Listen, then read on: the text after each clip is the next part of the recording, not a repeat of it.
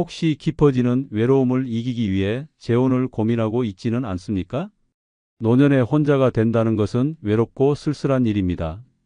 그래서 많은 사람들이 마치 구명보트를 잡듯 서둘러 재혼을 결정합니다. 하지만 감정에 휩쓸려 신중한 검토 없이 재혼했다가 남은 여생을 지옥 같은 불행 속에서 보내는 사람도 많습니다. 노년의 재혼은 단순한 사랑이 아닙니다. 내 인생의 마지막을 망칠 수도 있고 남은 재산과 평온한 삶을 한순간에 잃을 수도 있는 중대한 선택입니다. 단순히 좋은 사람이라는 이유만으로 결혼을 결정했다가는 예상치 못한 갈등과 후회 속에서 살아가게 될지도 모릅니다. 반드시 확인해야 할 7가지 조건이 충족되지 않는다면 재혼은 절대 해서는 안 됩니다. 지금부터 재혼을 고민하기 전에 반드시 점검해야 할 절대 빠져서는 안 될 7가지 기준을 알려드리겠습니다. 이것이 없다면 차라리 혼자가 더 낫습니다. 먼저 구독과 좋아요는 무료입니다. 부탁드립니다. 첫 번째 기준은 생활 습관이 나와 비슷한 사람입니다. 노년의 재혼을 고려할 때 가장 중요한 것은 생활 습관이 나와 비슷한지 여부입니다. 젊었을 때는 사랑만으로도 많은 것을 극복할 수 있지만 나이가 들수록 함께 살아가는 방식이 편안해야 관계가 오래 유지될 수 있습니다. 생활 습관이 맞지 않으면 매일 작은 불편함이 쌓이고 결국은 더 큰 갈등으로 번지게 됩니다. 예를 들어 아침형 인간과 저녁형 인간이 함께 산다고 생각해 보십시오. 한 사람은 새벽 5시에 일어나 부지런히 움직이는 반면 다른 한 사람은 늦게까지 TV를 보고 늦잠을 자는 생활을 합니다. 처음에는 서로 맞춰 가면 되겠지라고 생각할 수 있지만 시간이 지나면서 왜 나한테 맞추지 않지? 이 사람과 함께하는 게 왜 이렇게 피곤하지? 라는 불만이 생기기 시작합니다. 작은 차이가 반복되면서 결국 감정이 상하고 함께 사는 것이 점점 스트레스로 변하게 됩니다. 식사 습관도 마찬가지입니다. 한 사람은 아침을 꼭 챙겨 먹어야 하는데 다른 사람은 아침을 거르는 습관이 있다면, 혹은 한 사람은 삼시세끼 집밥을 선호하는데 다른 사람은 외식을 좋아한다면, 사소해 보이지만 이러한 차이가 쌓이면 결국 매일의 식사가 불만과 짜증의 원인이 될 수도 있습니다. 청결과 정리 습관도 중요한 요소입니다. 한 사람은 깔끔한 환경을 유지해야 마음이 편한데 다른 사람은 물건을 아무데나 두고 정리정돈을 신경 쓰지 않는다면, 처음에는 참을 수 있어도 시간이 지날수록 결국 나는 이 사람과 함께 살기 힘들다는 결론에 도달할 가능성이 큽니다. 돈을 쓰는 방식도 중요한 생활 습관 중 하나입니다. 한 사람은 철저하게 계획을 세워 전략하는 스타일인데 다른 사람은 즉흥적으로 돈을 쓰는 스타일이라면 어떻게 될까요? 나는 아끼면서 사는데 저 사람은 너무 흥청망청 써라는 생각이 들면서 결국 돈 문제로 다툼이 생길 수 있습니다. 노년에는 경제적인 안정을 가장 중요하게 생각하는 만큼 돈을 쓰는 습관이 맞지 않으면 함께 살아가는 것이 더욱 어려워질 수 있습니다. 이 외에도 TV를 켜두는 습관, 집 안에서의 소음 정도, 잠버릇, 운동 습관, 취미 생활 방식 등 매일 반복되는 작은 습관들이 결국 인생 전체를 좌우하게 됩니다. 단순히 좋아하는 감정만으로는 이러한 차이를 극복하기 어렵습니다. 젊었을 때는 상대방에게 맞춰주려는 노력이 가능하지만 나이가 들수록 그냥 내 방식대로 살고 싶다는 생각이 강해지기 때문입니다. 결국 노년의 재혼에서는 서로가 편안한 삶을 유지할 수 있는지가 가장 중요합니다. 생활 습관이 맞지 않으면 사랑이 있어도 금방 지치고 후회하게 됩니다. 반면 비슷한 생활 습관을 가진 사람과 함께 한다면 작은 것 하나에도 편안함을 느끼고 스트레스 없이 서로를 이해하며 살아갈 수 있습니다. 재혼을 고려할 때는 단순히 성격이나 감정이 맞는 것뿐만 아니라 생활 습관이 얼마나 비슷한지 꼭 확인해야 합니다. 그렇지 않으면 행복한 노후를 꿈꾸다가 오히려 불편하고 피곤한 관계 속에 갇혀버릴 수도 있습니다. 함께할 때 편안한 사람, 내 삶의 리듬을 깨지 않는 사람, 그런 사람이야말로 노년의 가장 좋은 재혼 상대입니다. 두 번째 기준은 재산 문제를 명확히 정리할 수 있는 사람입니다. 노년의 재혼을 고민할 때 가장 현실적이면서도 민감한 문제가 바로 재산입니다. 젊었을 때는 사랑과 감정만으로도 결혼을 결정할 수 있었지만 노년의 재혼은 다릅니다. 재산 문제를 명확히 하지 않으면 결국 갈등과 후회로 이어질 가능성이 큽니다. 아무리 좋은 사람이라도 돈 문제 앞에서는 인간관계가 무너질 수 있습니다. 재산 문제를 정리할 줄 모르는 사람과 재혼하면 어떤 일이 벌어질까요? 가장 흔한 문제가 바로 상속과 가족 간의 갈등입니다. 자식이 있는 경우 재혼을 하는 순간 자산이 배우자와 그 배우자의 자녀에게도 영향을 미칠 수 있습니다. 처음에는 서로 이해한다고 해도 막상 유산 문제가 발생하면 상황이 달라집니다. 우리 부모님의 재산이 왜 저쪽 가족에게 가야 하지? 내 부모를 돌봐준 것도 아닌데 왜 유산을 가져가려 하지? 라는 갈등이 생길 수 있습니다. 결국 법적 분쟁까지 번지는 경우도 많습니다. 또한 상대방이 빚을 숨기고 있거나 경제적으로 의존하려는 태도를 가지고 있다면 더 큰 문제가 됩니다. 한순간의 감정으로 재혼을 결정했다가 상대방의 빚을 떠안게 되거나 내가 평생 모은 재산을 예상치 못한 곳에 쓰게 될 수도 있습니다. 나이가 들어서까지 경제적인 불안에 시달린다면 그것만큼 고통스러운 일도 없습니다. 그렇다면 어떤 사람이 재산 문제를 명확히 정리할 수 있는 사람일까요? 첫째, 자신의 재산 상태를 솔직하게 공개할 수 있는 사람이어야 합니다.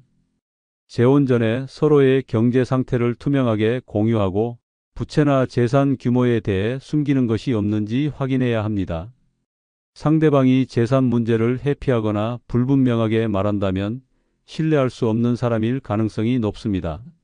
둘째, 법적 재정적 정리를 미리 해두는 사람이어야 합니다.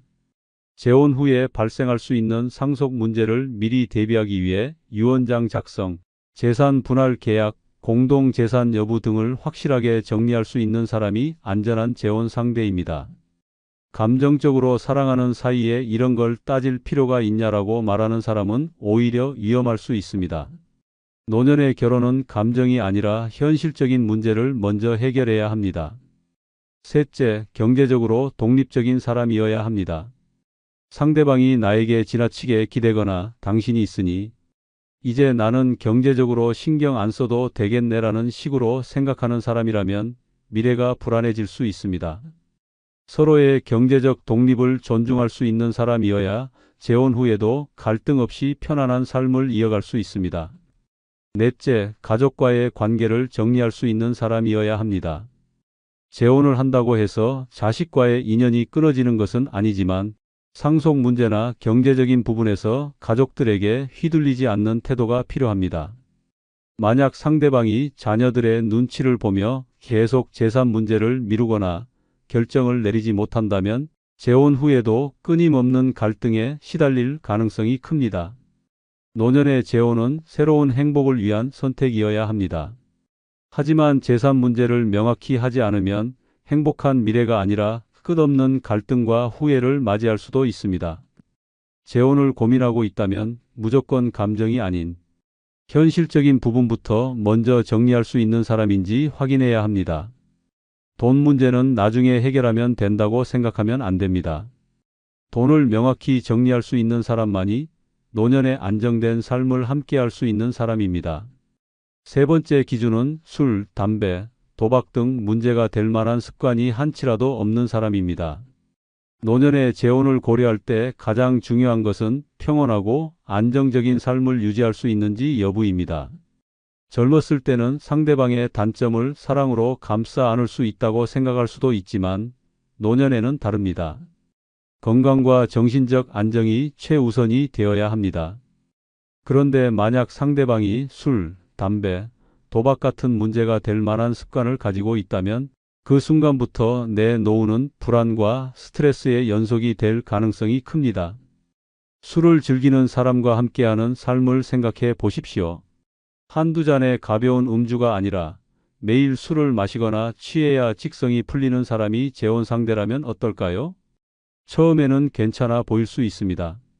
하지만 시간이 지나면 그 습관이 고스란히 내 삶을 파고듭니다.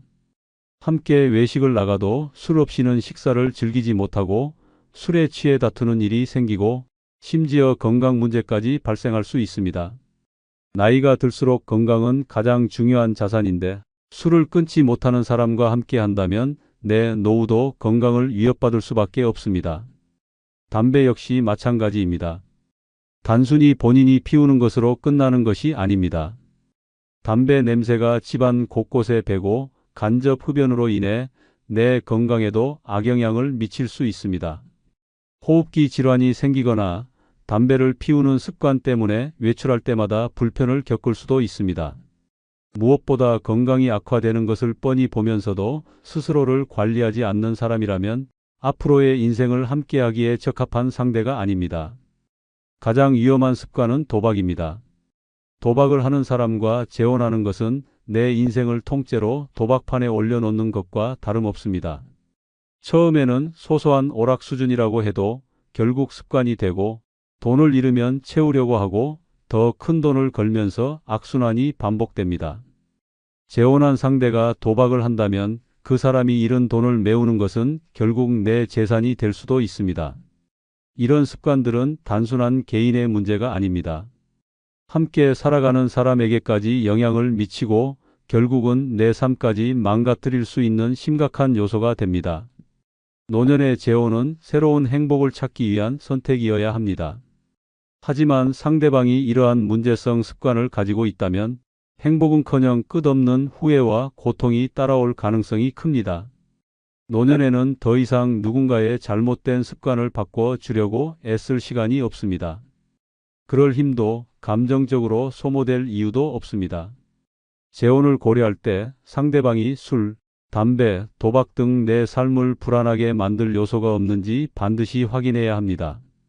문제를 안고 있는 사람과 함께하면 결국 나도 그 문제의 피해자가 될 수밖에 없습니다. 내 노후를 평온하고 안정적으로 지키고 싶다면 문제가 될 만한 습관을 가진 사람은 절대 피해야 합니다. 더 이상 희생하지 마십시오. 이제는 나를 위한 삶을 살아야 합니다.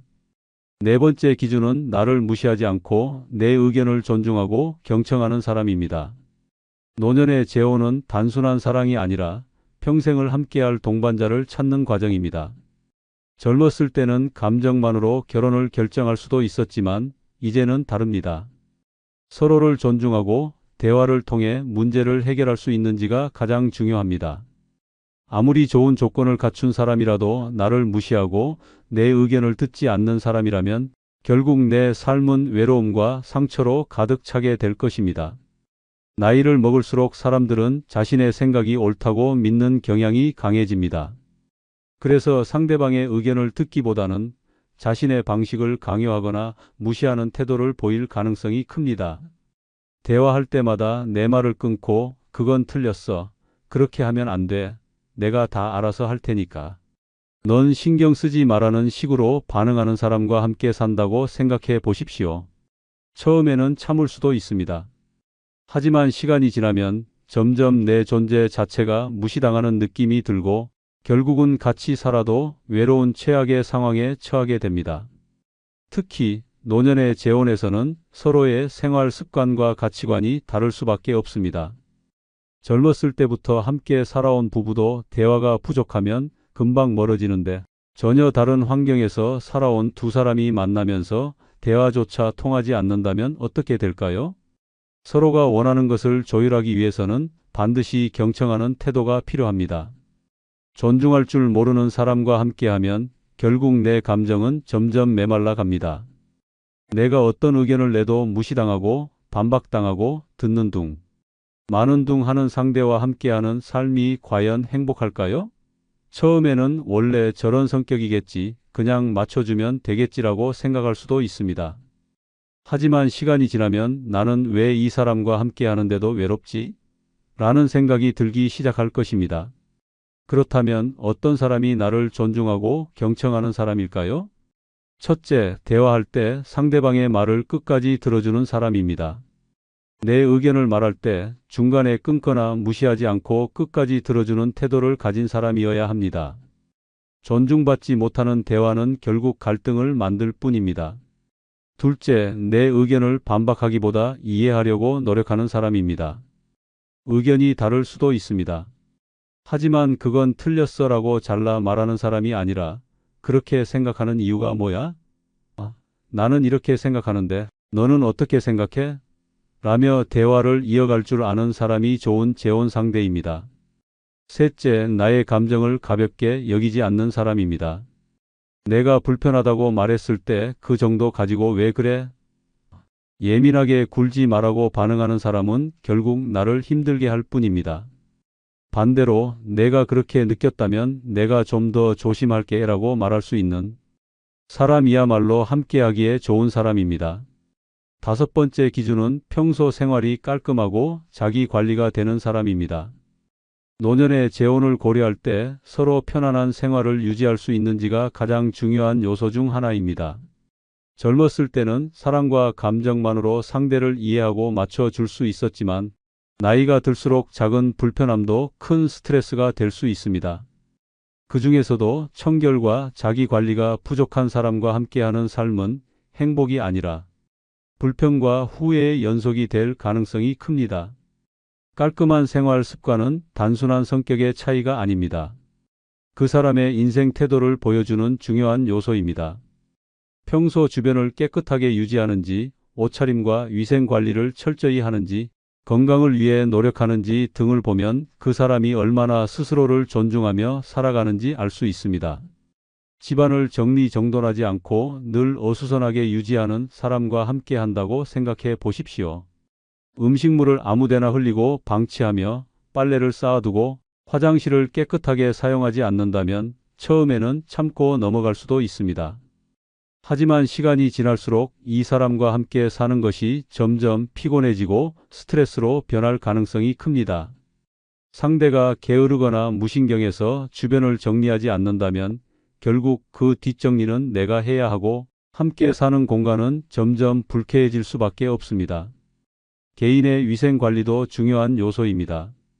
기본적인 청결을 유지하지 않고 옷을 며칠씩 갈아입지 않거나 머리를 감지 않는다면 그것만으로도 불편함이 커질 수 있습니다. 깨끗한 환경과 단정한 모습을 유지하는 사람과 함께할 때 상대에 대한 존중이 생기고 편안한 생활을 이어갈 수 있습니다. 외모를 단정하게 가꾸는 것도 중요한 요소입니다. 지나치게 화려한 치장을 하라는 것이 아니라 기본적으로 자신을 깔끔하게 유지하는 사람은 스스로를 존중할 줄 아는 사람입니다. 단정한 옷차림과 깔끔한 스타일을 유지하는 사람과 함께하면 나 역시 삶의 활력을 느끼고 자기 관리를 더욱 신경 쓰게 됩니다. 노년의 재혼은 편안하고 안정적인 삶을 위한 선택이어야 합니다.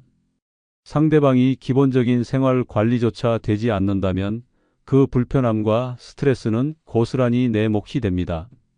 반대로 깔끔한 환경을 유지하고 자기 관리를 철저히 하는 사람과 함께하면 매일의 삶이 더욱 활기차고 즐거워질 수 있습니다. 감정보다 현실을 먼저 따져야 합니다. 청결하고 단정한 생활 습관을 가진 사람과 함께해야 내 남은 인생도 평온하고 쾌적하게 유지될 수 있습니다. 여섯 번째 기준은 의무감이 아닌 진심으로 나를 대하는 사람입니다. 노년의 재혼을 고민할 때 가장 피해야 할 관계가 의무감으로 유지되는 관계입니다. 상대방이 정말 나를 좋아하고 나와 함께하고 싶어서가 아니라 그냥 외로우니까, 마땅한 대안이 없으니까, 주변에서 권하니까 같은 이유로 재혼을 선택한다면 결국 그 관계는 깊은 허무함과 외로움을 남길 가능성이 큽니다. 노년에는 누구나 외로움을 느낄 수 있습니다. 하지만 단순히 외로움을 해결하기 위해 진심이 없는 관계를 선택하면 처음에는 괜찮아 보일지 몰라도 시간이 지날수록 공허함만 커지게 됩니다. 함께 살지만 서로에게 애정이 없고 마치 형식적으로 동거하는 것처럼 느껴진다면 그것은 오히려 혼자 사는 것보다 더 큰 외로움이 될 수 있습니다. 의무감으로 유지되는 관계의 특징은 쉽게 드러납니다. 상대방이 나와 있을 때 진심으로 즐거워하는지 아니면 마지못해 시간을 보내고 있는지를 보면 알 수 있습니다. 대화할 때 관심 없이 듣는 척만 하거나 특별한 이유 없이 무심하고 건조한 태도를 보인다면 그것은 이미 마음이 동반자로 향해 있지 않다는 신호일 수 있습니다. 진심이 아닌 의무감으로 유지되는 관계에서 더 큰 문제는 서로가 희생을 강요하게 된다는 점입니다. 상대방이 마음에서 우러나와 나를 대하는 것이 아니라 이 정도는 해줘야겠지, 결혼했으니 내가 해야 할 역할이겠지라는 생각으로 행동하게 되면 그것이 쌓여 결국 피로와 불만으로 이어질 수 있습니다. 노년에 재혼할 때 가장 중요한 것은 진짜 나를 이해해주는 사람을 만나는 것입니다. 상대방이 나와 함께할 때 편안해 보이고 사소한 순간에도 따뜻한 배려를 보이며 이 사람이 나와 함께하는 것이 행복해서 그러는구나라는 느낌이 들어야 합니다. 의무감이 아닌 진짜 애정과 관심에서 나오는 행동인지를 반드시 확인해야 합니다. 진심으로 나를 대하는 사람은 작은 행동에서도 드러납니다. 억지로 연락하는 것이 아니라 진짜 내 안부가 궁금해서 연락하는 사람. 마지못해 식사를 함께하는 것이 아니라 진심으로 나와의 시간을 즐기는 사람. 이런 사람과 함께해야 노후가 외롭지 않고 행복할 수 있습니다. 7번째 기준은 사람만 좋아서는 안 되고 경제력이 있는 사람입니다. 노년에 재혼을 고민할 때 가장 위험한 생각 중 하나가 돈이 다 무슨 소용이야, 마음만 맞으면 되지 라는 것입니다. 하지만 현실은 결코 그렇지 않습니다. 사람만 좋아서는 절대 행복한 결혼을 유지할 수 없습니다. 감정이 아무리 좋다고 해도 경제적 기반이 부족한 사람과 함께하면 결국 그 부담이 고스란히 나에게 돌아오게 됩니다. 노년에는 새로운 인생을 시작하는 것이 아니라 남은 생을 안정적으로 마무리해야 하는 시기입니다. 이때 상대방이 경제력이 없거나 오히려 내 재산을 기대고 의존하려는 태도를 가지고 있다면 그 순간부터 재혼은 행복이 아니라 짐이 될 가능성이 큽니다. 경제력이 부족한 사람과 결혼하면 가장 먼저 돈 문제로 갈등이 생깁니다. 처음에는 서로 이해하고 맞춰가려고 하지만 시간이 지나면서 현실적인 문제가 드러납니다. 상대방이 생활비를 감당하지 못하거나 의료비조차 제대로 마련하지 못한다면 결국 그 부담을 내가 져야 합니다. 젊었을 때처럼 함께 고생하며 돈을 벌 수도 없는 노년에 상대방의 경제적 문제까지 떠안는 것은 정말 끔찍한 일이 될 수 있습니다. 더 큰 문제는 경제적으로 의존하는 사람이 처음에는 미안해하지만 시간이 지나면 당연하게 여긴다는 것입니다. 처음에는 고맙다, 미안하다고 말하지만 점점 어차피 당신이 돈이 더 많잖아, 같이 사는 건데 뭐 어때라는 식으로 태도가 변할 가능성이 높습니다. 결국 나는 상대방을 돕는 것이 아니라 경제적으로 책임지는 사람이 되어버릴 수 있습니다. 또한 경제력이 없는 사람과 재혼하면 내 자식들과의 관계도 악화될 수 있습니다. 자식들은 부모가 행복하길 바라면서도 혹시 저 사람이 부모님의 재산을 노리는 건 아닐까? 라는 의심을 가질 수 있습니다. 상대방이 스스로 경제적으로 자립하지 못하는 사람이라면 이런 의심은 더욱 커질 것입니다. 그리고 실제로 경제력이 부족한 배우자 때문에 재산 문제로 법적 분쟁까지 가는 사례도 적지 않습니다. 경제력은 단순히 돈이 많고 적음의 문제가 아닙니다. 자신의 삶을 책임질 수 있는 능력과 태도의 문제입니다. 상대방이 큰 재산을 가지고 있지 않더라도 자신의 생활을 스스로 유지할 수 있는 사람인지 반드시 확인해야 합니다. 노년에 재혼을 결심하는 순간 누구나 이번에는 다를 거야, 이제 더는 외롭지 않겠지 라는 기대를 품습니다. 하지만 현실은 냉혹합니다. 재혼 후 오히려 더 큰 후회와 고통을 마주하는 사람들이 수없이 많습니다.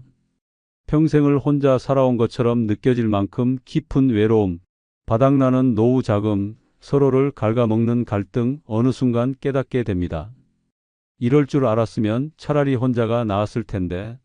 한때는 설렘으로 시작한 관계였지만 이제는 벗어나고 싶은 족쇄가 되어버렸습니다. 늦었다고 깨달았을 때는 이미 모든 것이 무너지고 난 후입니다. 이번 영상에서는 노년에 재혼하고 가장 크게 후회하는 6가지 순간들을 파헤쳐 보겠습니다. 당신도 이런 후회를 하게 될까요? 먼저 구독, 좋아요 버튼을 눌러주세요. 첫 번째, 재혼을 후회하는 순간은 성적 취향이나 욕구 차이가 너무 클 때입니다. 노년의 재혼을 결심할 때 많은 사람이 성생활에 대한 기대를 품습니다. 이제 다시 사랑을 느낄 수 있겠지. 남은 삶 서로를 더 따뜻하게 채워주겠지. 하지만 그 기대가 처참히 무너지는 순간이 찾아옵니다. 막상 함께 살아보니 성적 욕구나 취향이 너무 달라서 도저히 맞출 수 없다는 현실을 마주하게 되는 것입니다. 이런 부분까지 생각했어야 했는데 어느 한쪽은 여전히 건강하고 활력이 넘치는데 상대방은 성관계에 전혀 관심이 없을 수도 있습니다. 반대로 한쪽은 조용하고 부드러운 애정을 원하지만 상대방은 전혀 다른 방식의 관계를 원할 수도 있습니다. 이런 차이가 좁혀지지 않을 때 실망과 좌절감은 걷잡을 수 없이 커집니다. 내가 잘못된 건가? 아니면 이 사람이 너무 다른 건가? 특히 한쪽이 적극적인데 상대방이 소극적이라면 문제가 심각해집니다.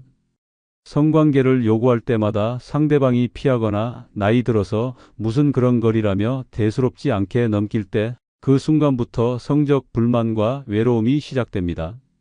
처음에는 참아보려고 하지만 시간이 지날수록 상대방과의 거리는 점점 더 멀어지고 부부 관계는 결국 형식적인 동거로 변해갑니다. 더 심각한 경우는 성적 취향이 너무 다를 때입니다. 나는 평범한 스킨십과 애정을 원하지만 상대방은 전혀 다른 형태의 관계를 원할 수도 있습니다. 반대로 나는 감정적인 교감을 중요하게 여기는데 상대방은 성적인 만족만을 추구할 수도 있습니다. 처음에는 서로 맞춰보려 노력하지만 결국 감당할 수 없는 차이를 깨닫게 되는 순간 재혼을 후회하는 감정은 극에 달합니다. 이럴 거면 그냥 혼자가 나았을 텐데. 더욱 큰 문제는 이런 갈등이 쌓이면서 결국 부부 사이의 대화조차 단절된다는 것입니다. 처음에는 조심스럽게 이야기해 보려 하지만 상대방이 불편해하거나 대화를 회피하면 점점 더 참기만 하게 됩니다. 결국 쌓인 불만은 싸움으로 이어지고 차라리 서로 각자의 방에서 따로 지내는 것이 더 편하게 느껴지기 시작합니다. 이런 상황이 지속되면 재혼이 주었던 설렘과 기대는 모두 사라지고 나는 왜 이 결혼을 했을까? 라는 후회만 남습니다. 나이가 들었어도 감정과 욕구는 여전히 존재하는데 배우자가 이를 이해하지 못하고 받아주지 않을 때 상대방과의 거리는 더 이상 좁힐 수 없을 정도로 벌어집니다. 혼자라도 외롭지만 이렇게 외로운 결혼 생활은 더 끔찍하다.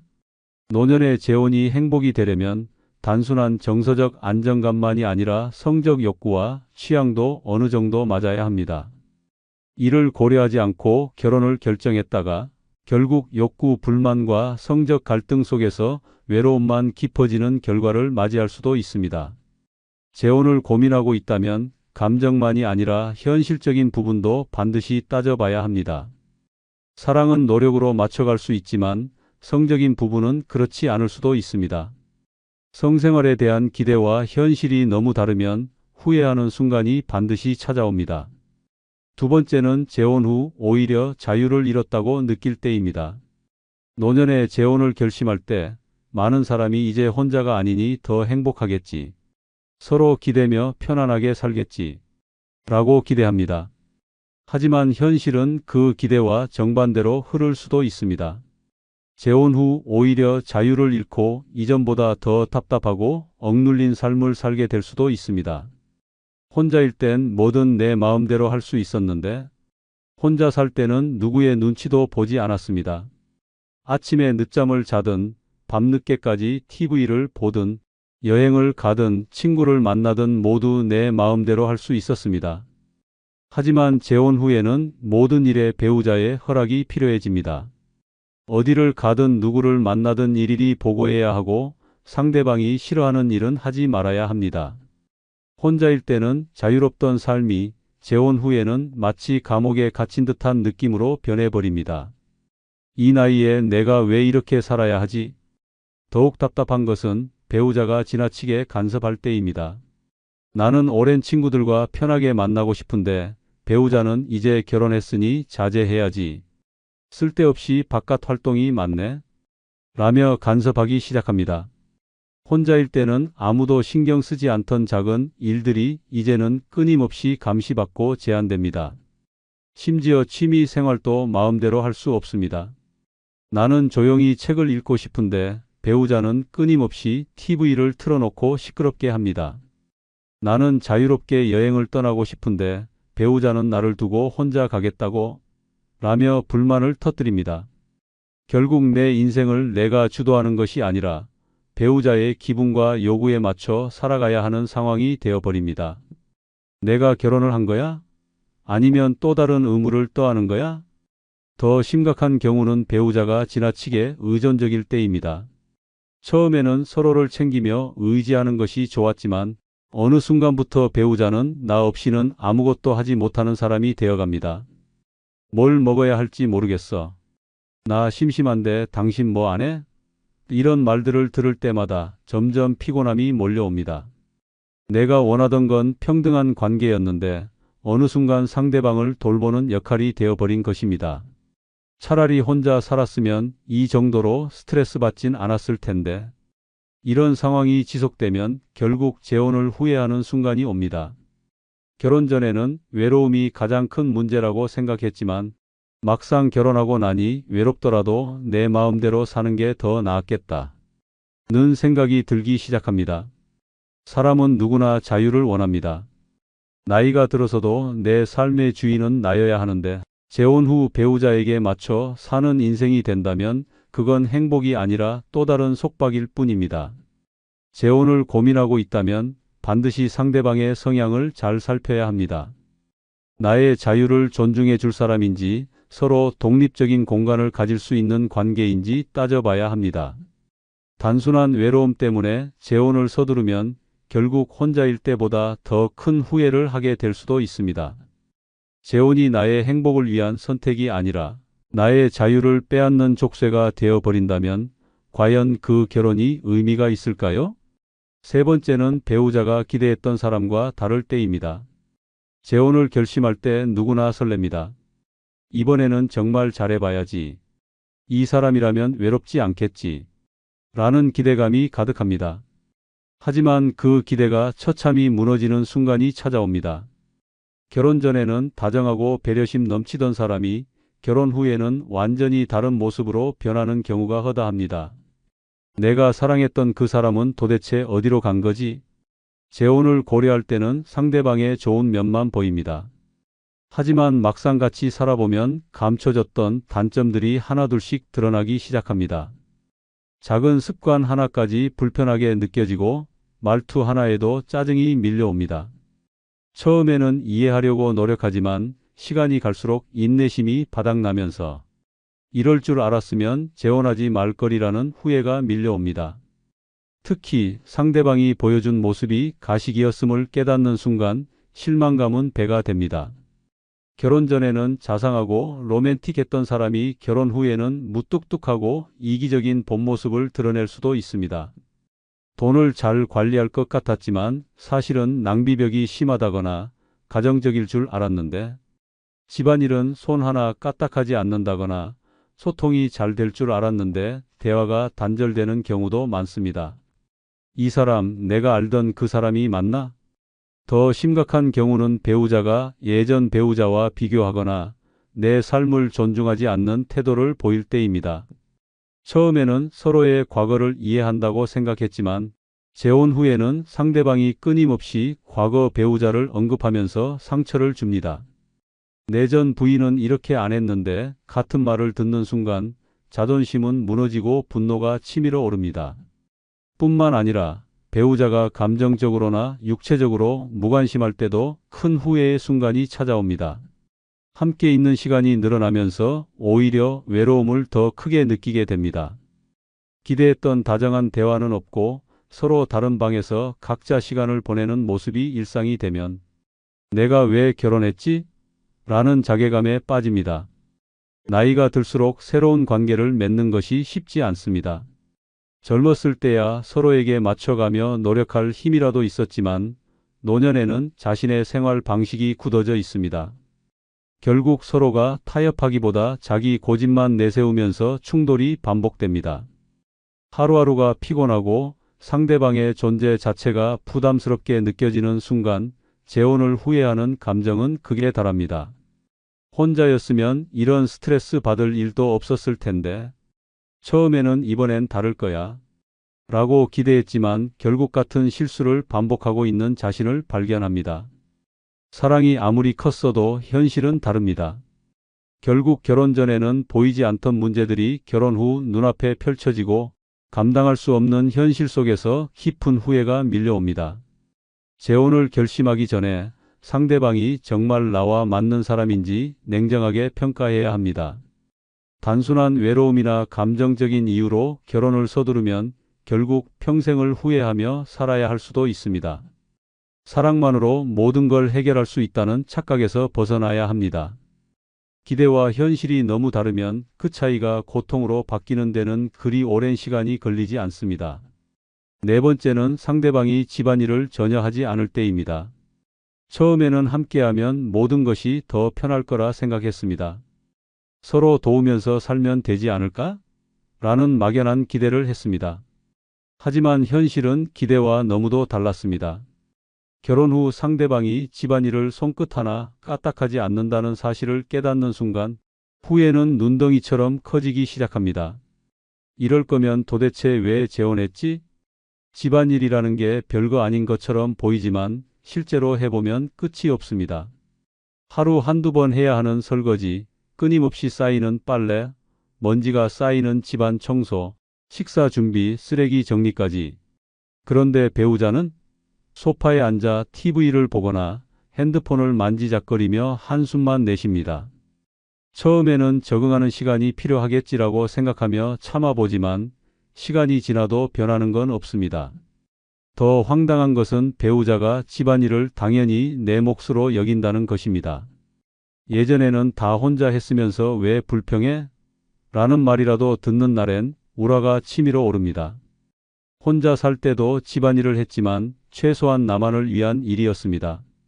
하지만 이제는 상대방까지 챙겨야 하니 부담은 2배가 됩니다. 내가 가정부야? 배우자야? 이런 불만이 쌓이면 대화할 때마다 짜증이 묻어 나옵니다. 하지만 상대방은 나는 원래 집안일을 안 해봤어. 어떻게 하는지 몰라. 당신이 하는 게 더 빠르잖아. 같은 핑계를 대면서 요지부동입니다. 애초에 할 생각이 없는 사람이라는 걸 깨닫는 순간 깊은 후회가 몰려옵니다. 더 큰 문제는 나이가 들수록 몸이 예전 같지 않다는 점입니다. 허리는 자꾸 쑤시고 무릎은 아파오는데 상대방은 도와줄 생각도 없이 무심히 바라볼 뿐입니다.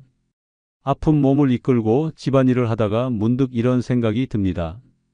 혼자 살았다면 오히려 더 편했을 텐데 재혼을 하면 혼자보다 삶이 편해질 거라 믿었지만 오히려 짐이 하나 더 늘어난 기분입니다. 배우자가 집안일을 돕지 않으면서도 불만은 많다면 스트레스는 더욱 심해집니다. 음식이 너무 짜다. 집이 왜 이렇게 지저분하냐. 빨래가 왜 이렇게 오래 걸리냐 같은 불평을 들을 때마다 후회는 더욱 커져만 갑니다. 이런 문제로 싸우다 보면 결국 관계 자체가 삐걱거리기 시작합니다. 사랑이 있던 사이도 서로를 원망하는 관계로 변질됩니다. 점점 대화도 줄어들고 애정을 느끼기는커녕 함께 있는 것 자체가 짜증나기 시작합니다. 결국 혼자 살 때보다 더 외롭고 더 피곤한 결혼 생활을 지속해야 하는 상황이 됩니다. 재혼을 고민하고 있다면 반드시 상대방이 집안일을 할 의지가 있는 사람인지 확인해야 합니다. 나중에 하면 달라지겠지라는 기대는 절대 하지 마세요. 바뀌지 않습니다. 평생 가정부처럼 살아야 하는 삶을 원치 않는다면 결혼 전에 확실히 짚고 넘어가야 합니다. 집안일을 함께하지 않는 배우자와 살면서 후회하는 순간이 오면 이미 늦은 겁니다. 5번째는 재산 문제로 다툼이 생길 때입니다. 노년에 재혼을 결심할 때 많은 사람이 이 나이에 돈 때문에 싸우겠어? 라고 생각합니다. 하지만 현실은 다릅니다. 돈 문제가 생기는 순간 부부 사이의 신뢰는 산산조각 나고 사랑은 순식간에 증오로 변합니다. 재혼 후 상대방이 재산에 대해 지나치게 관심을 보이거나 나의 돈을 당연한 듯 쓰려 하는 모습을 보게 되는 순간 후회는 걷잡을 수 없이 밀려옵니다. 이 사람이 날 사랑한 게 아니라 내 돈을 원했던 건가? 이런 의심이 들기 시작하면 함께하는 시간이 불편해지고 말 한마디에도 날이 서기 시작합니다. 상대방이 경제적으로 힘든 상황이라는 걸 알고 있었지만 설마 이렇게까지 부담이 될 줄은 몰랐습니다. 처음에는 작은 돈 문제였지만 점점 요구하는 금액이 커지고 어느 순간 내 노후 자금이 빠르게 줄어들고 있음을 깨닫게 됩니다. 나는 평생을 아끼며 살았는데 이 사람은 왜 이렇게 쉽게 내 돈을 쓰는 거야? 더 심각한 문제는 배우자의 가족이 개입할 때입니다. 상대방의 자녀나 친척들이 경제적 도움을 요청하기 시작하면 상황은 더욱 악화됩니다. 처음에는 한두 번 돕는 것으로 끝날 줄 알았지만 어느새 습관처럼 반복되면서 부담이 점점 커집니다. 도와주지 않으면 배우자는 불만을 품고 도와주면 내 재산이 빠져나가는 것을 속수무책으로 지켜봐야 합니다. 결국 내가 이 결혼에서 잃는 게 더 많은 건가? 재산 문제는 감정적인 갈등을 넘어 법적 다툼으로 이어질 수도 있습니다. 재혼 후 배우자가 재산 분할을 요구하거나 심지어 나 몰래 내 명의의 재산을 손대려 한다면 그런 순간이 찾아오면 모든 것이 무너집니다. 한평생 피땀 흘려 모은 돈을 지키기 위해 법적 싸움을 해야 하는 상황이 오면 그때야 비로소 재혼을 후회하지만 이미 늦었습니다. 심지어 배우자가 나보다 먼저 세상을 떠날 경우 남은 가족들이 상속 문제로 갈등을 일으킬 수도 있습니다. 상대방의 자녀들이 이 돈은 우리 부모님 몫이니 돌려달라고 요구하는 순간 인생 최악의 후회를 하게 될 것입니다. 사랑해서 결혼했지만 결국 돈 때문에 피 말리는 싸움을 하게 되는 것입니다. 차라리 혼자 살았더라면 이런 스트레스는 없었을 텐데 재혼을 고려하고 있다면 반드시 돈 문제를 사전에 철저히 정리해야 합니다. 배우자가 경제적으로 독립할 능력이 있는지, 재산을 어떻게 관리할 것인지, 법적 보호를 받을 방법이 있는지를 명확히 해야 합니다. 감정에 휩쓸려 결혼했다가 재산을 빼앗기고 후회해도 그때는 이미 돌이킬 수 없습니다. 돈이 없으면 싸우고 돈이 많으면 빼앗기려는 사람이 생깁니다. 재혼이 행복이 아니라 고통이 되지 않으려면 무엇보다도 재산 문제를 먼저 따져봐야 합니다. 6번째는 서로의 생활 방식 차이가 클 때입니다. 재혼을 결심할 때 많은 사람이 서로 맞춰가면 되겠지 라고 생각합니다. 하지만 현실은 그리 단순하지 않습니다. 나이가 들수록 생활 방식은 고착화되기 마련이고 바꾸려 해도 쉽게 바뀌지 않습니다. 재혼 후 함께 살면서 상대방의 생활 습관이 나와 너무 다르다는 걸 깨닫는 순간 후회는 피할 수 없게 됩니다. 이렇게까지 안 맞을 줄 알았다면 혼자 사는 게 나았을 텐데. 잠자는 시간부터 식사 습관, 청소 방식, 돈 쓰는 방식, 심지어 TV 채널 선택까지 사사건건 부딪히기 시작합니다. 나는 일찍 자고 일찍 일어나는 타입인데 배우자는 늦게까지 TV를 보다가 한밤중에 냉장고를 뒤지는 타입이라면 처음에는 이해하려고 노력하지만 몇 달이 지나면 짜증이 치밀어 오릅니다. 대체 왜 이렇게 사는 거야? 식사 문제도 심각합니다. 나는 집에서 조용히 밥을 먹고 싶지만 배우자는 매번 외식을 원합니다. 나는 깔끔한 집을 유지하고 싶은데 배우자는 물건을 아무 데나 놓고 정리하는 습관이 없습니다. 이런 차이들이 하루 이틀 겪으면 참을 만하지만 평생을 함께해야 한다고 생각하면 한숨이 절로 나옵니다. 더 황당한 순간은 배우자가 내 생활 방식을 바꾸려 들 때입니다. 이 나이에 내가 왜 바꿔야 하지? 라는 생각이 들면서 반발심이 생깁니다. 하지만 상대방도 같은 생각을 하고 있으니 결국 끊임없는 다툼이 시작됩니다. 한쪽이 양보하면 해결될 문제 같지만 나이가 들수록 서로의 고집은 강해지고 작은 차이조차 극복하기 어려워집니다. 서로 적당히 맞춰가며 살면 된다고? 그게 말처럼 쉬우면 이런 고민도 없겠지. 심지어 생활 방식 차이가 취미 생활이나 사회생활로까지 이어질 수도 있습니다. 나는 조용한 취미를 즐기고 싶은데 배우자는 친구들을 집에 자주 초대하거나 시도 때도 없이 외출을 요구할 수도 있습니다. 반대로 나는 활발하게 밖에서 사람들을 만나고 싶은데 배우자는 집에서만 있으려 한다면 답답함이 극에 달합니다. 이런 차이를 좁히기 위해 노력해 보지만 결국 변하는 것은 없습니다. 오히려 시간이 갈수록 상대방의 생활 방식이 더 불편하게 느껴지고 스트레스가 쌓여갑니다. 결국 우리는 안 맞는 사람이었나? 라는 생각이 들기 시작하면 이미 늦었습니다. 차라리 혼자 살았더라면 내 방식대로 편하게 살았을 텐데. 노년의 재혼은 단순한 사랑이 아닙니다. 함께 살아야 하는 현실이 있습니다. 서로의 생활 방식이 너무 다르면 결혼 생활은 고통이 됩니다. 단순한 외로움 때문이라면 차라리 친구처럼 지내는 것이 훨씬 나을 수도 있습니다. 재혼을 고민하고 있다면 감정에 휩쓸리지 말고 반드시 상대방의 생활 습관을 살펴봐야 합니다. 사랑은 변할 수 있지만 생활 방식은 쉽게 변하지 않습니다. 기대와 현실이 다를 때 후회는 피할 수 없습니다.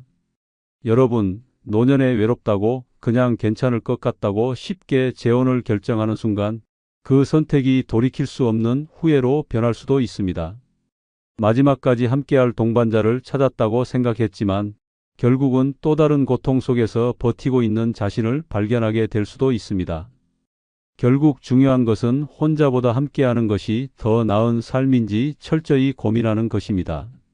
단순한 감정으로 재혼을 결정했다가 남은 생을 후회로 채울 수도 있습니다. 당신은 지금 진짜 행복한 노후를 위한 선택을 하고 있습니까? 아니면 또 다른 실수를 반복하려 하고 있습니까? 끝으로 좋아요, 구독 부탁드립니다. 다음에 더 유익하고 재미있는 영상으로 찾아뵙겠습니다. 노년이 되면 누구나 외로움을 느낍니다. 평생을 가족과 자식들을 위해 희생하며 살아왔고 이제는 나를 위한 삶을 살고 싶어집니다. 그 순간 누군가가 다가와 따뜻한 말 한마디를 건네고 외로움을 덜어줄 수 있을 것 같은 기분이 들면 자연스럽게 재혼을 고민하게 됩니다. 하지만 이 감정만 믿고 섣불리 결혼을 결정했다가는 돌이킬 수 없는 후회를 하게 될 수도 있습니다. 젊었을 때는 사랑만으로도 결혼을 할 수 있었지만 노년의 재혼은 감정이 아니라 현실적인 문제들이 우선되어야 합니다. 건강, 재산, 가족관계, 생활 방식의 차이 등 고려해야 할 요소들이 너무 많습니다. 한순간의 외로움을 해결하기 위해 재혼을 선택했다가 오히려 더 큰 불행과 갈등 속에서 남은 여생을 보내게 될 수도 있습니다.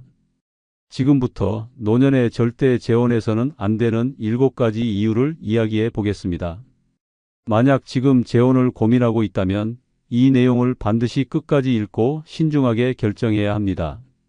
구독, 좋아요 누르시면 시작하겠습니다. 첫 번째는 상속 문제로 인한 갈등이 발생할 수 있습니다. 상속 문제는 노년 재혼의 가장 끔찍한 함정입니다. 죽을 때까지 평온하게 살 줄 알았는데 한순간의 선택이 가족을 지옥으로 몰아넣을 수 있습니다. 단순한 다툼이 아니라 부모와 자식이 철천지원수가 되고 법정에서 피 터지는 싸움을 벌이며 심지어 부모의 장례식조차 치르지 않는 비극이 벌어질 수 있습니다. 자식들은 부모가 재혼하는 순간부터 불안에 떨기 시작합니다. 평생 피땀 흘려 일군 재산이 엉뚱한 사람에게 넘어갈 수도 있기 때문입니다.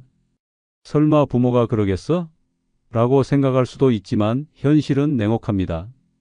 새 배우자는 처음엔 다정하게 다가오지만 결국 돈 문제 앞에서 본색을 드러냅니다.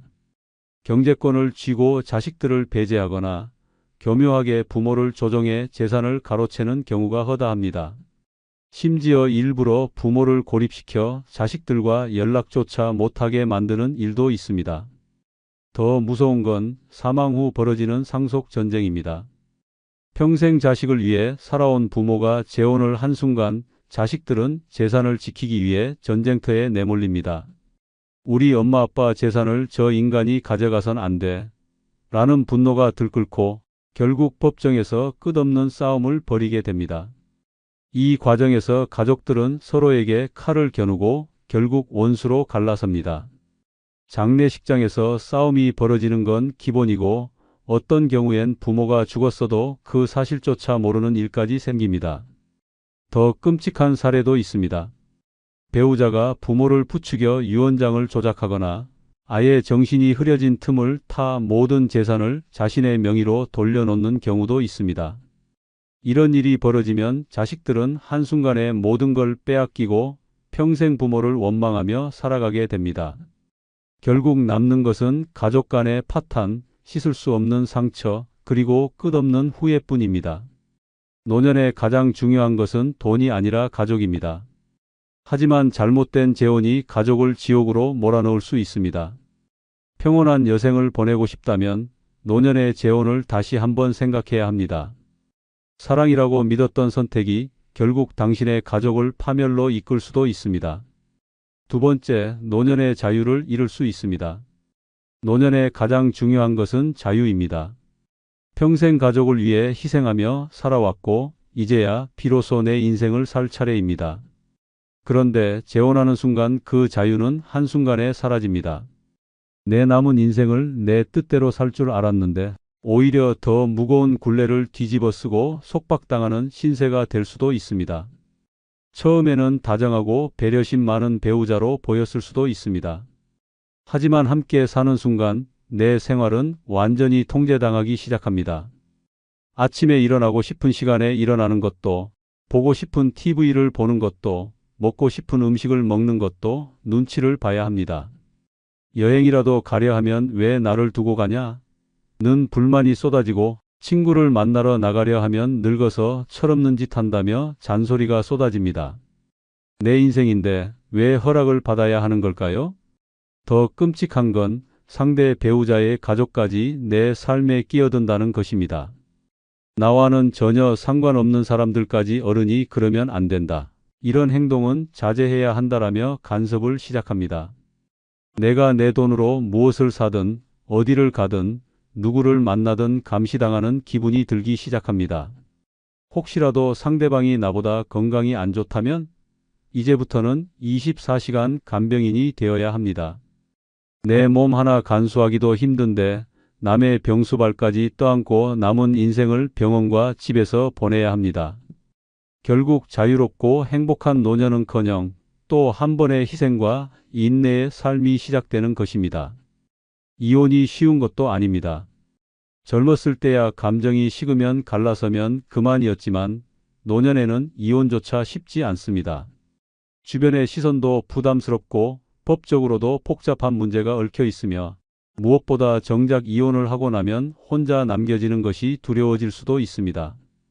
그러다 보니 참고 살 수밖에 없고 그럴수록 내 삶은 점점 더 갇혀버립니다.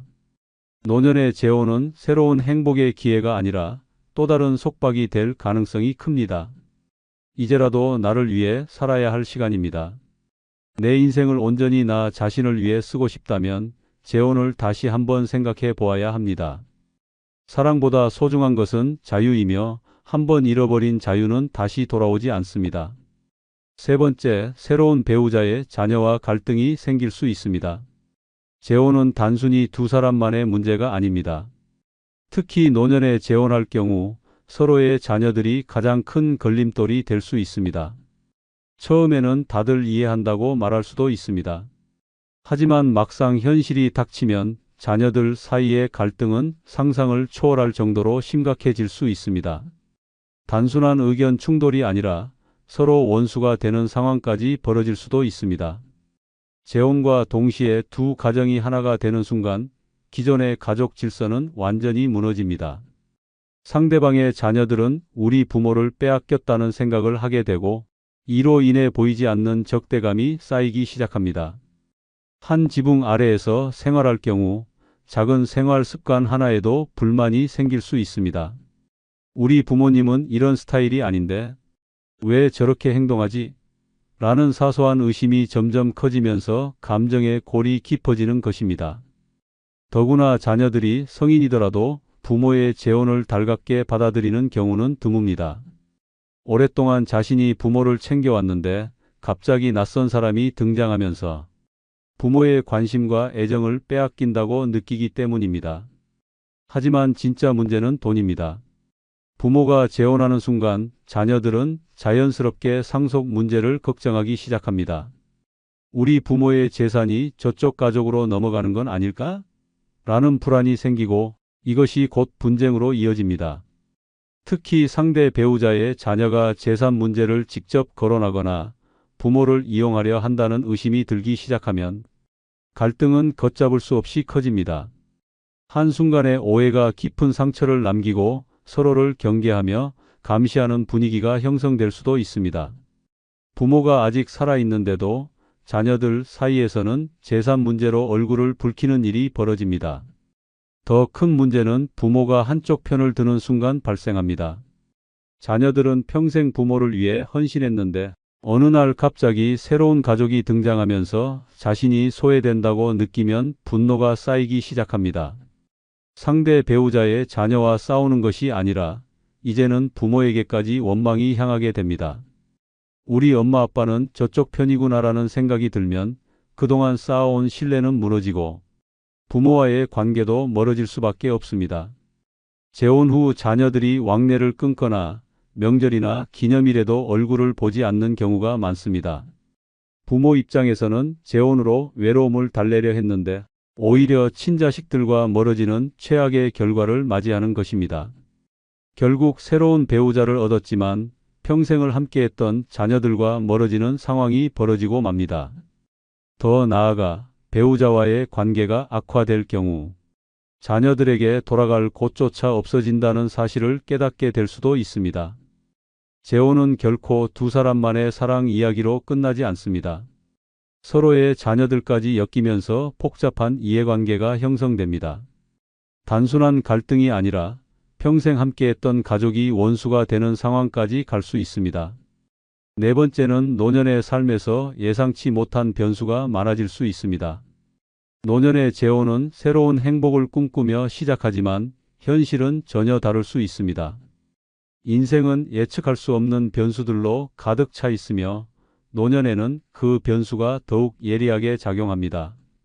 평생 쌓아온 삶의 기반이 무너지고 예상치 못한 상황들이 연이어 터지면서 남은 인생이 엉망이 될 수도 있습니다. 처음에는 서로 의지하며 행복한 시간을 보낼 것이라 생각합니다. 하지만 시간이 지날수록 크고 작은 문제가 쌓여갑니다. 건강이 악화될 수도 있고 배우자의 가족이 갈등을 일으킬 수도 있으며 심지어 경제적인 문제까지 예상치 못한 방향으로 흘러갈 수 있습니다. 젊었을 때는 문제가 생겨도 다시 시작할 수 있지만 노년에는 되돌릴 시간도 기력도 부족합니다. 한번 꼬이기 시작하면 끝없이 추락하는 기분을 느낄 수도 있습니다. 건강 문제는 가장 큰 변수 중 하나입니다. 재혼한 배우자가 갑자기 병을 앓게 된다면 그 순간부터 내 삶은 희생으로 바뀝니다. 하루아침에 병원과 집을 오가는 간병인이 되어야 하고 내 건강도 망가질 수 있습니다. 혹여나 내가 먼저 건강이 나빠진다면 상대 배우자가 끝까지 나를 돌봐줄 거라 확신할 수 있을까요? 오히려 책임을 회피하거나 내 자식들에게 부담을 떠넘기려 할 수도 있습니다. 결국 의지할 곳도 없이 고통 속에서 외로운 노년을 보내게 될 수도 있습니다. 경제적인 변수도 무시할 수 없습니다. 재혼한 배우자가 본인의 빚을 숨겼거나 경제적으로 기대려 한다면 어떻게 될까요? 한순간의 방심이 나를 경제적 파탄으로 몰아갈 수도 있습니다. 평생 아끼고 모아온 재산이 예상치 못한 이유로 사라질 수도 있으며 심지어 법적 분쟁까지 얽힌다면 그야말로 최악의 상황이 벌어집니다. 나 하나만 챙기기도 어려운 나이에 타인의 경제적 문제까지 떠안아야 한다면 남은 여생이 결코 평온할 수 없습니다. 더 큰 문제는 인간관계에서 터지는 변수들입니다. 배우자의 자녀들이 경제적 지원을 요구하거나 가족 간의 갈등이 깊어질 수도 있습니다. 내 자녀들과 배우자의 자녀가 반목하며 결국 가족 관계가 완전히 깨질 수도 있습니다. 심지어 배우자가 본인의 가족을 내 삶에 끌어들이며 나를 고립시키는 경우도 있습니다. 이런 예상치 못한 갈등 속에서 스트레스는 쌓이고 결국 정신적 고통까지 겪게 됩니다. 노년의 재혼은 달콤한 환상일 수도 있습니다. 하지만 그 이면에는 수많은 변수들이 도사리고 있습니다. 젊었을 때는 극복할 수 있는 문제들도 노년에는 감당하기 힘든 짐이 될 수 있습니다. 새로운 사랑을 찾아 떠나는 길이 결국은 고통의 길이 될 수도 있습니다. 인생의 마지막을 후회로 가득 채우고 싶지 않다면 노년의 재혼은 더욱 신중하게 고민해야 합니다. 다섯 번째는 남은 여생을 오롯이 나를 위해 사용할 수 없습니다. 노년의 가장 중요한 것은 나 자신을 위해 사는 것입니다. 평생 자식과 가족을 위해 희생하며 살았다면 이제는 남은 시간이라도 온전히 내 삶을 즐겨야 합니다. 하지만 재혼하는 순간 그 마지막 기회마저 사라질 수 있습니다. 더 이상 내 뜻대로 살아갈 수 없으며 또다시 누군가를 위해 희생해야 하는 삶이 시작될 수도 있습니다. 처음에는 함께 노년을 보내며 서로 의지하고 행복할 것이라 기대할 수 있습니다. 하지만 현실은 그렇게 아름답지 않습니다. 상대방과의 생활 패턴을 맞추느라 내 취미와 습관을 포기해야 하고 작은 결정조차도 혼자 내릴 수 없습니다. 아침에 일어나고 싶은 시간, 먹고 싶은 음식, 가고 싶은 여행조차 상대방의 눈치를 봐야 합니다. 왜 또 밖에 나가냐? 늙어서 그런 걸 왜 하냐? 라는 잔소리가 시작되면 점점 내 삶이 통제당하는 느낌을 받게 됩니다. 자유롭고 편안한 노년을 기대했지만 오히려 결혼 전보다 더 답답한 생활이 펼쳐질 수 있습니다. 더 심각한 문제는 배우자의 가족까지 끼어들 가능성이 크다는 것입니다. 처음에는 서로 존중할 것처럼 보이지만 시간이 지날수록 상대방의 자녀들이 슬금슬금 간섭하기 시작합니다. 우리 부모님을 잘 모셔야 한다. 이 정도는 해줄 수 있는 거 아니냐? 라는 요구가 점점 커지면서 나도 모르는 사이에 그 가족을 위해 희생해야 하는 상황이 될 수도 있습니다. 명절이나 가족 행사에 끌려다니고 필요하지도 않은 자리에 참석해야 하며 심지어 배우자의 손주들까지 챙겨야 하는 부담이 생길 수도 있습니다. 만약 배우자의 건강이 갑자기 나빠진다면 이제부터는 24시간 간병인이 되어야 할 수도 있습니다. 내 몸 하나 건사하기도 힘든 나이에 상대방의 병수발까지 들게 된다면 여생은 오롯이 병원과 집을 오가는 시간으로 채워질 것입니다. 처음에는 내가 사랑하는 사람이니까 돌봐야지라고 생각할 수도 있습니다. 하지만 몇 년이 지나도 끝나지 않는 간병의 삶이 계속된다면 결국 지쳐버릴 수밖에 없습니다. 그리고 그 순간 깨닫게 될 것입니다. 내가 이러려고 재혼했나? 반대로 내가 먼저 건강이 나빠진다면 배우자가 끝까지 나를 책임져 줄까요? 일부는 그렇겠지만 상당수는 부담을 느끼고 뒷걸음질 칠 가능성이 높습니다. 심한 경우 나를 요양원에 보내려 하거나 내 자녀들에게 떠넘기려 할 수도 있습니다. 결국 기대했던 안정된 노년은커녕 더 큰 불안 속에서 외롭게 살아가야 할 수도 있습니다. 또한 내 남은 인생을 어떻게 보낼지 스스로 결정할 수 없다는 것도 큰 문제입니다. 재혼하지 않았다면 내가 가고 싶은 곳으로 여행을 떠나고 배우고 싶은 걸 배우며 자유롭게 살 수 있습니다. 하지만 재혼 후에는 모든 것이 상대방과의 합의가 필요합니다.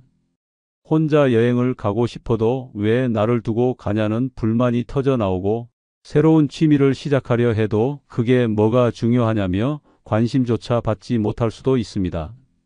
결국 나를 위해 살려고 했던 계획들이 하나둘씩 사라지고 남은 여생은 또다시 남을 위한 시간이 되어버립니다. 노년의 재혼은 단순히 사랑의 문제가 아닙니다. 내 남은 인생을 어떻게 살아갈 것인가의 문제입니다. 새로운 배우자가 생기면서 내 인생의 주인공이 내가 아니라 상대방이 될 수도 있습니다. 다시 한번 남을 위해 헌신하는 삶을 살 것인가? 아니면 남은 시간만큼은 온전히 나를 위해 살 것인가? 그 선택은 신중해야 합니다. 한번 재혼하면 내 여생은 돌이킬 수 없을 수도 있습니다. 여섯 번째는 연애 감정이 오래 지속되지 않을 수도 있습니다. 노년의 재혼을 결심하는 가장 큰 이유 중 하나는 외로움입니다. 새로운 사람과 함께하면 마음이 든든할 것 같고 사랑이 다시 찾아온 것처럼 느껴질 수도 있습니다. 하지만 문제는 그 감정이 오래 지속되지 않을 수도 있다는 것입니다. 젊었을 때도 사랑이 식으면 다투고 갈등이 생겼는데 노년에는 상황이 훨씬 더 심각할 수 있습니다. 기대했던 달콤한 연애 감정은 빠르게 사라지고 남은 것은 후회뿐일 수도 있습니다. 처음에는 모든 것이 새롭고 설렙니다. 상대방의 작은 배려에도 감동하고 함께하는 시간이 즐겁습니다. 하지만 재혼 후 현실적인 문제들이 하나둘씩 드러나기 시작하면 감정이 급속도로 식을 가능성이 높습니다. 서로 살아온 방식이 다르기에 사소한 생활 습관 차이도 쉽게 갈등으로 번질 수 있습니다. 이불을 어떻게 개는지, 밥을 어떻게 먹는지, TV를 볼 때 채널을 누가 잡을지 같은 사소한 문제들조차 큰 다툼의 원인이 됩니다. 연애 시절에는 이해할 수 있을 것 같았던 것들이 함께 살면서는 절대로 받아들일 수 없는 문제가 되어버릴 수 있습니다. 가장 큰 문제는 노년의 연애 감정은 젊었을 때보다 훨씬 빨리 사라질 수 있다는 것입니다. 젊었을 때는 서로를 향한 열정과 기대가 크기에 감정이 오래 지속될 수 있지만 노년에는 신체적 변화, 건강 문제, 성격 차이 등이 감정을 빠르게 식게 만듭니다. 결혼 전에는 상대방이 이해심 많고 다정해 보였는데 막상 함께 살다 보면 본성이 드러나고 점점 잔소리가 늘어납니다. 특히 젊었을 때 형성된 성격은 바뀌기가 어렵기 때문에 서로 고집을 꺾지 못하고 갈등이 더욱 깊어질 수 있습니다. 만약 상대방이 처음에는 다정했지만 시간이 지나면서 점점 무관심해지거나 거칠어지면 어떻게 될까요? 연애할 때는 애틋했던 사람이 결혼 후에는 무심하고 차갑게 변할 수도 있습니다. 때로는 이 사람이 원래 이런 사람이었나? 라는 생각이 들 정도로 실망할 수도 있습니다.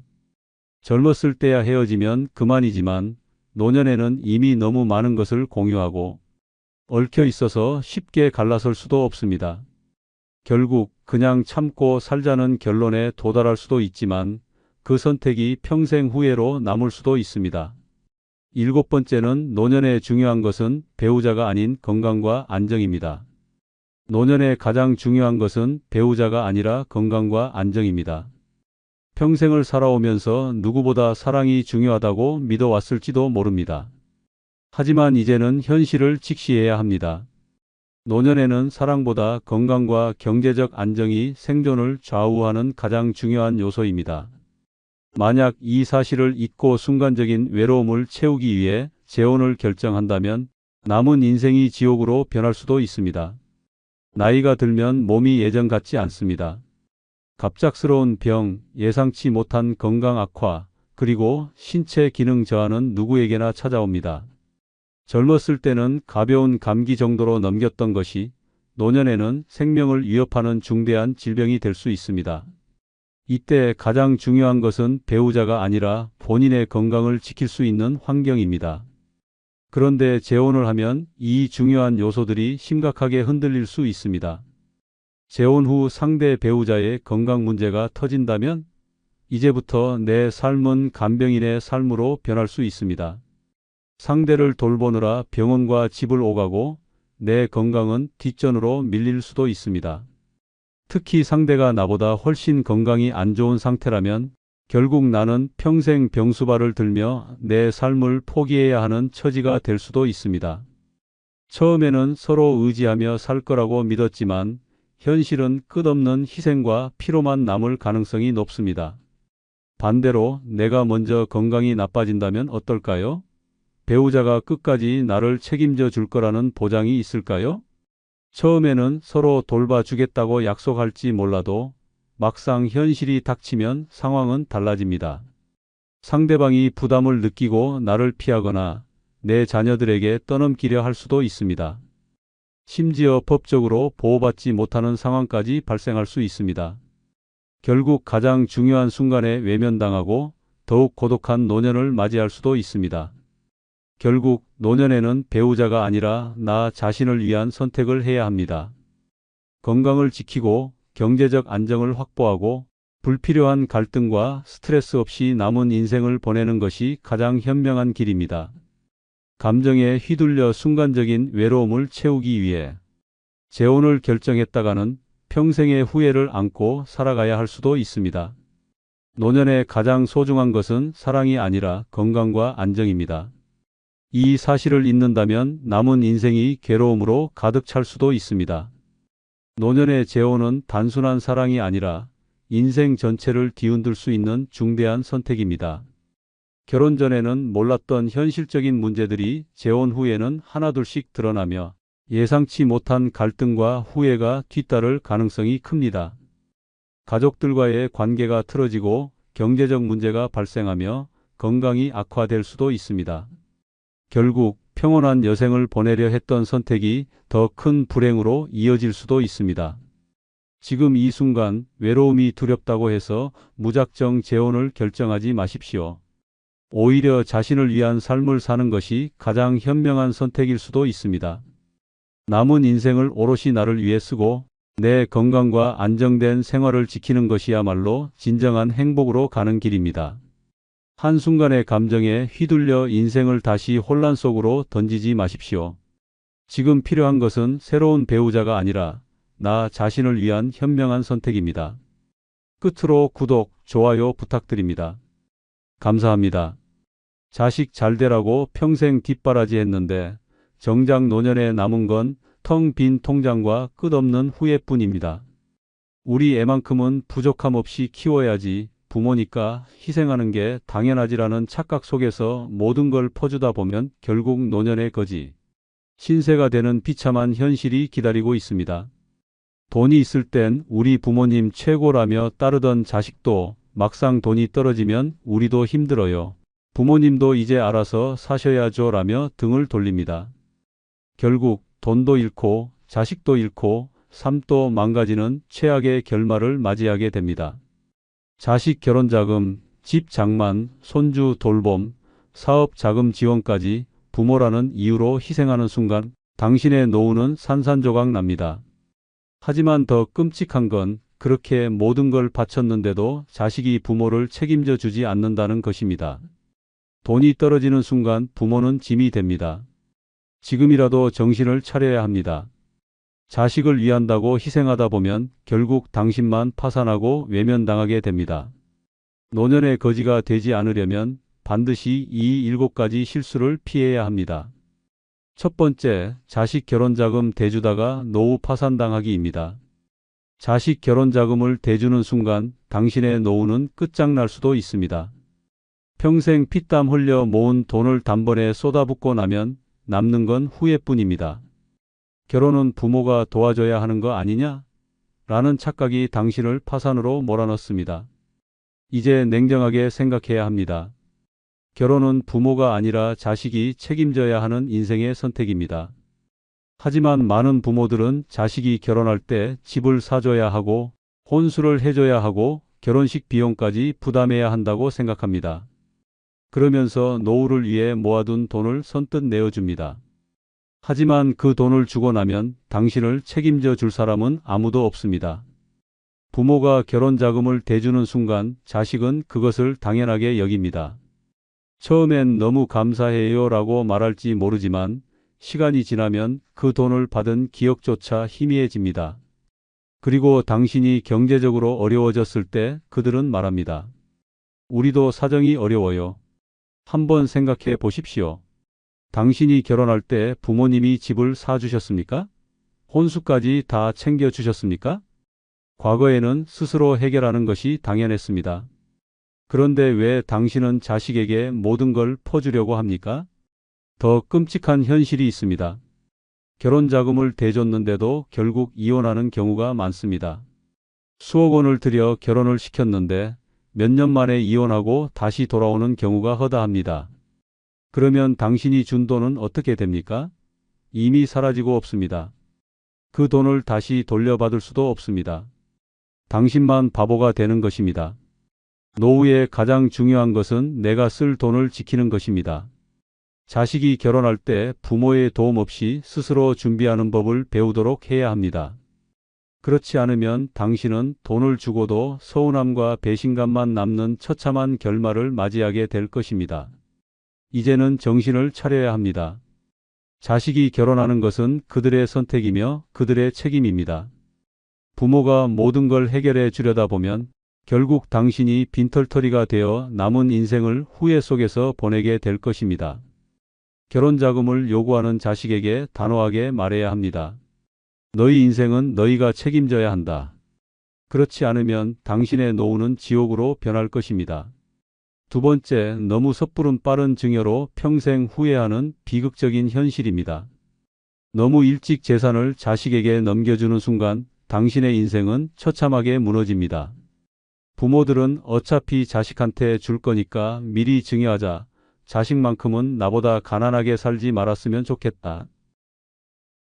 하지만 그 순간부터 당신의 삶은 자식에게 종속되고 경제적 자유를 완전히 잃게 됩니다. 이제 냉정하게 생각해야 합니다. 재산을 주는 순간 당신은 자식에게 아무런 힘도 행사할 수 없습니다. 자식이 지금은 효자인 척하고 고마워할지 몰라도 시간이 지나면 태도가 변합니다. 처음에는 부모님 편하게 사시게 할 거예요 라고 말하지만 결국 이제 내 재산인데 내가 알아서 해야죠 라는 태도로 돌아서게 됩니다. 더 심각한 문제는 자식이 재산을 받은 후 부모를 부담스러워하기 시작한다는 것입니다. 돈을 받기 전에는 부모에게 잘하지만 돈을 받은 후에는 부모님도 이제 알아서 사셔야죠 라는 차가운 반응이 돌아옵니다. 심지어 부모가 경제적으로 어려워져서 도움을 요청하면 우리도 사정이 어려워요. 그 돈으로 잘 사셨잖아요 라며 외면하는 경우도 많습니다. 혹시라도 우리 자식은 다를 거야 라고 생각하고 있다면 그것은 착각입니다. 돈이 개입되는 순간 부모와 자식의 관계는 변합니다. 처음에는 고맙다고 하지만 시간이 지나면 그 재산이 원래 자기 것이었다는 착각을 하게 됩니다. 결국 부모가 경제적으로 어려워져도 자식은 더 이상 책임지려 하지 않습니다. 더 끔찍한 현실은 자식이 부모가 준 재산을 엉뚱한 곳에 써버리는 경우입니다. 부모는 자식을 믿고 증여했지만 자식이 투자 실패를 하거나 배우자와 이혼하면서 재산이 통째로 날아가는 일이 빈번하게 벌어집니다. 그렇게 되면 부모가 돌려받을 방법은 없습니다. 당신이 평생 모은 재산이 하루아침에 사라지는 것입니다. 그러다 당신이 나이 들어 돈이 필요해지면 어떤 일이 벌어질까요? 자식이 당신을 모시고 살 것 같습니까? 아닙니다. 돈이 없는 순간 부모는 짐이 됩니다. 당신이 병들고 생활비가 부족해져도 자식은 우리도 힘들어요 라며 모른 척할 가능성이 큽니다. 이제는 정신을 차려야 합니다. 재산은 절대 일찍 넘겨줘서는 안 됩니다. 끝까지 당신이 쥐고 있어야 자식도 함부로 하지 못하고 당신의 노후도 안전해집니다. 자식이 빨리 증여해달라고 조른다면 단호하게 말해야 합니다. 내가 살아있는 동안 이 재산은 내 것이다. 그렇지 않으면 당신은 결국 돈도 잃고 자식에게 외면당하고 초라한 노후를 보내게 될 것입니다. 세 번째, 손주 키우느라 내 노후를 날리는 어리석은 선택입니다. 손주를 돌보는 순간 당신의 노후는 사라집니다. 처음에는 귀엽고 사랑스러워서 도와주지만 시간이 지나면 당신의 희생은 끝도 없이 커지고 맙니다. 결국 손주를 키우느라 당신의 인생, 건강, 돈까지 모두 소진되게 됩니다. 이제 냉정하게 생각해야 합니다. 손주를 키우는 것은 부모의 책임이지 조부모의 의무가 아닙니다. 하지만 많은 부모들이 우리는 맞벌이라 힘들어요.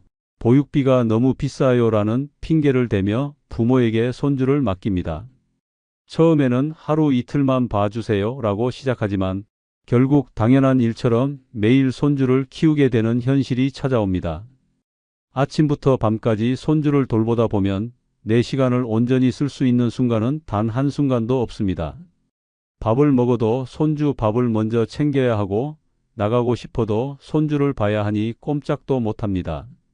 무릎이 아파도 안아줘야 하고 피곤해도 놀아줘야 하고 밤이 되면 기진맥진한 채 무너집니다.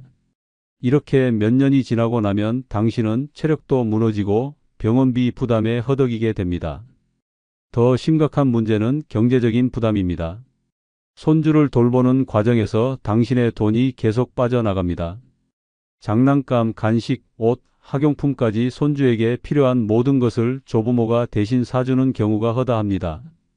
당신의 연금, 당신의 저축, 당신의 생활비가 빠져나가면서 당신은 점점 경제적으로 궁지에 몰립니다.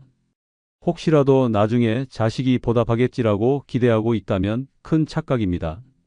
부모가 손주를 키워준 것이 당연한 일이 되어버리면 감사함은 사라지고 조부모의 희생이 마땅한 것으로 여겨지게 됩니다. 그러다 몸이라도 아파서 손주를 더 이상 돌볼 수 없게 되면 자식들은 말합니다. 그럼 우리가 어떻게 하라는 거예요? 이제는 정신을 차려야 합니다. 손주는 사랑할 대상이지 내 인생을 희생하면서까지 키울 존재가 아닙니다. 손주를 돌보는 것이 아니라 내 노후를 돌보는 것이 더 중요합니다. 더 늦기 전에 단호하게 말해야 합니다. 손주는 내가 키워라. 나는 내 인생을 살겠다. 그렇지 않으면 당신은 결국 돈도 건강도 자유도 잃고 후회 속에 살아가게 될 것입니다. 네 번째, 자식한테 집을 물려줬다가 쫓겨나는 비극적인 현실입니다. 자식에게 집을 물려주는 순간 당신은 거리로 내몰릴 수도 있습니다. 평생 피땀 흘려 마련한 집을 어차피 자식한테 줄 거니까 미리 증여하자. 자식 명의로 해두는 게 좋겠지라는 안일한 생각으로 넘겨주면 그 대가는 혹독하게 돌아옵니다. 결국 자식의 집에서 눈치 보며 살거나 심지어 내 집에서 쫓겨나는 끔찍한 현실을 맞이하게 됩니다. 이제 냉정하게 생각해야 합니다. 집을 넘겨준 순간 당신은 더 이상 그 집의 주인이 아닙니다. 자식이 아무리 효자인 척해도 상황이 바뀌면 태도도 바뀝니다. 처음에는 같이 살아요. 편하게 계세요. 라고 하지만 시간이 지나면 우리도 힘들어요. 엄마, 아빠도 알아서 좀 하세요. 라는 말이 돌아오게 됩니다.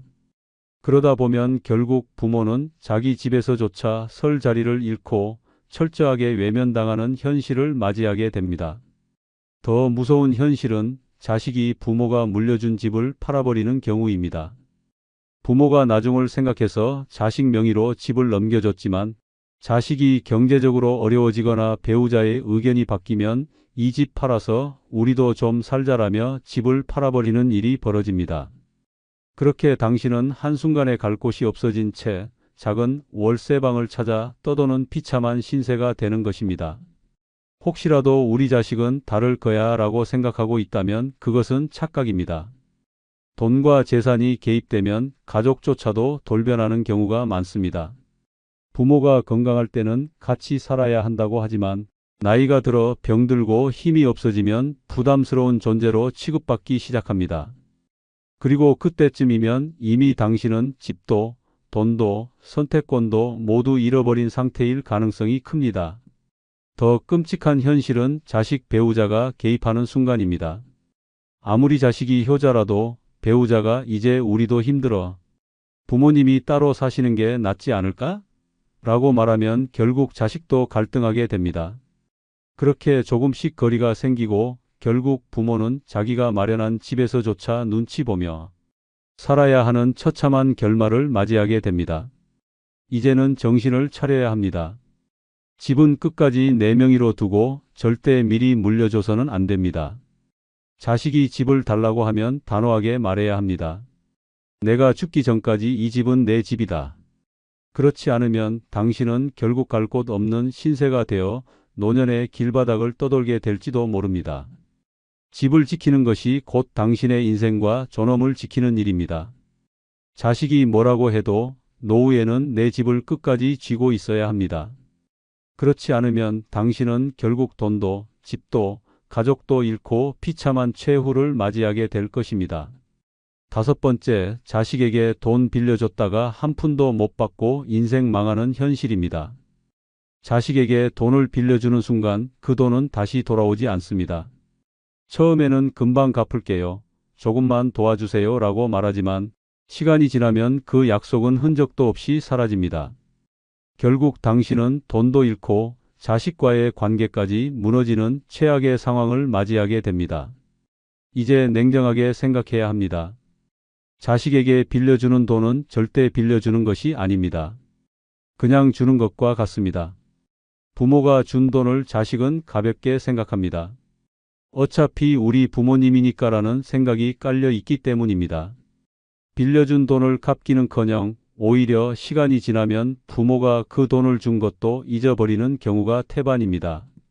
더 심각한 문제는 한 번 돈을 빌려주면 끝이 없다는 것입니다. 처음에는 이번 한 번만이라고 하지만 다음번에는 더 큰 금액을 요구합니다. 부모가 쉽게 돈을 내어주면 자식은 계속해서 손을 벌립니다. 결국 당신은 자식을 돕는다는 명목으로 평생 모은 돈을 모두 쏟아붓고 남는 건 빈손뿐인 비참한 현실을 맞이하게 됩니다. 혹시라도 우리 자식은 다를 거야 라고 생각하고 있다면 큰 착각입니다. 부모가 돈을 빌려주면 자식은 그것을 책임감 있게 갚는 것이 아니라 당연하게 받아들이는 습관이 생깁니다. 어려우면 부모님이 도와줄 거야 라는 인식이 생기면 자식은 절대 스스로 해결하려 하지 않습니다. 결국 부모가 돈줄을 끊을 때까지 계속해서 의존하게 됩니다. 더 끔찍한 현실은 돈을 빌려주고 나면 부모와 자식 관계까지 틀어질 가능성이 높다는